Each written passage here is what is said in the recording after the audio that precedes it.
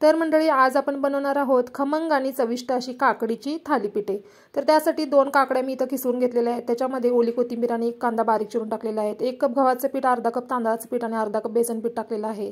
त्याच्यामध्ये 1 चमचा पांढरे तीळ, अर्धा चमचा हळद, 1 चमचा धने जिरे पूड, चवीनुसार मीठ आणि आवडीप्रमाणे लाल तिखट टाकायचं आहे। याला व्यवस्थित मिक्स करून घ्यायचं आहे आणि थोडं थोडं पाणी टाकून हे पीठ मळून 10 मिनिटं मुरण्यासाठी ठेवून द्यायचं आहे।